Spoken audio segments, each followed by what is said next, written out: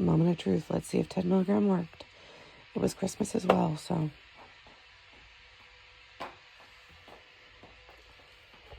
Oh, fell over.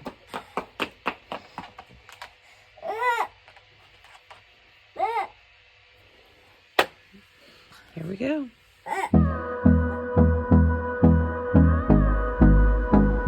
Hey guys, welcome back to my car for another car chat. I feel like it's been a while since we've had a nice little car chat, but the kids have been home and so I haven't been taking anybody to school, so I haven't been in my car as much. However, today was the first day that all of the children are in school, so I have a few hours to myself, so I'm out running errands or whatever, so a car chat it is. So today we are going to be discussing how my first 2-week cycle on the 10 milligram Mounjaro went. So if you did not catch my last few videos, I went from 12.5 milligram every 2 weeks to 10 milligrams every 2 weeks.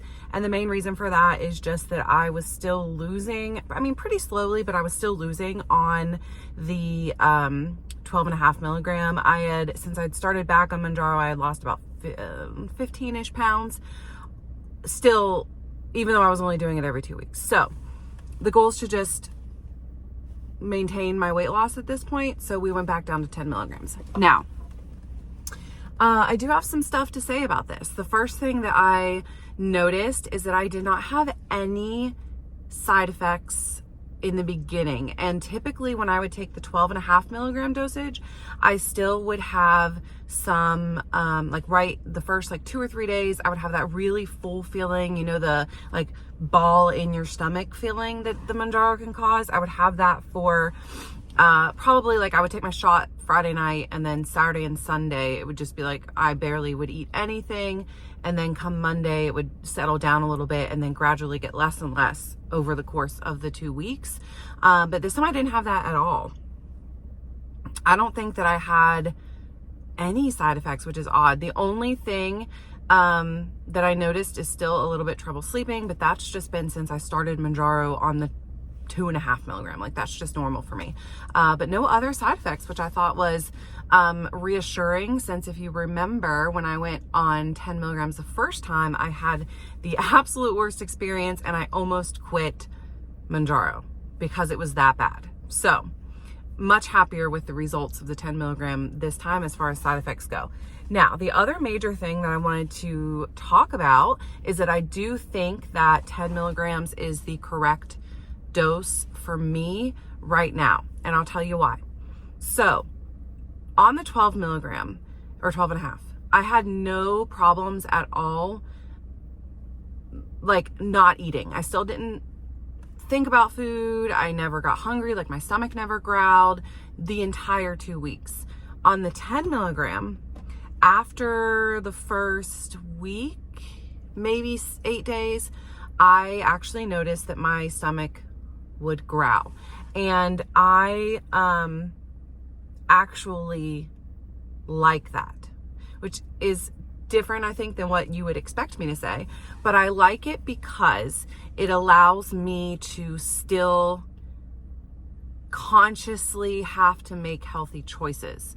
And I like that because I feel like it is encouraging me more to stay on a healthy lifestyle. Whereas before, even when I was doing shots weekly and on bi-weekly 12.5, I could pretty much just eat whatever when I was eating. And it didn't matter because I was not going to overeat. And I still won't. On the 10 milligram, I'm still getting full pretty quickly, but I'm noticing that at meal times, my stomach's actually growling, which is different. So I do like that. I like that, I'll get super hungry and then I will have to make the choice to eat something that's not going to make me gain weight. I like that I'm having to choose. And yeah, I think it just is encouraging me to stay on a healthy path, which is important, especially if I do ever have to get off of Mounjaro. I need to, have some framework and some experience and some, I have to be programmed to make healthy decisions. So I do like that. And I do think that if I went any lower than 10 milligrams, then it would be too much. Like there's got to be, for me at least, the whole point of Mounjaro is to quiet the food noise. So there's got to be some kind of balance, right? Like I want the effects of the Mounjaro, but I want slightly less effects of Mounjaro so that I can make healthy choices. I did want to answer one question that I saw a couple of times on my last video, or not even questions, just some people were just stating that I should get on 5 milligrams for maintenance, and that is working great for them. That seems to be the maintenance level dosage that a lot of people are taking. But what I think those commenters are forgetting is that I am not taking a shot weekly. So in my mind, 5 milligrams and 10 milligrams biweekly are the same. I mean, I know that's not exactly science, but that's why I'm not on a lower dose than 10 milligrams, because I'm not taking it every single week. And the reason for that is just simply cost. I am having to pay, it's been like $4.50 something the last couple of times that I've picked it up. And that is a lot. So I'm cutting it in half so that I'm only paying that every other month. So it works out to be like $225, $230 a month versus $450 some odd dollars a month. Especially since I'm not trying to lose any more weight. I think that is a nice little balance for me, and my doctor knows about it and he agrees with it or whatever. I still think that if I was on weekly injections, I would still be losing weight, even if I was on 5 milligrams. Because, you know, technically my body, I did a BMI calculator, a couple of days ago. I was like, I just want to see what my BMI is now, because y'all, what sparked it was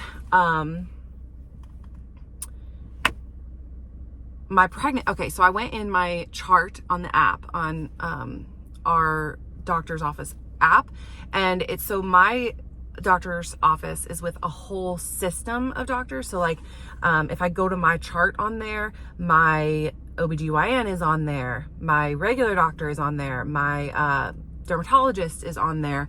They're all, you can see the charts and stuff from like visit summaries from all of those places.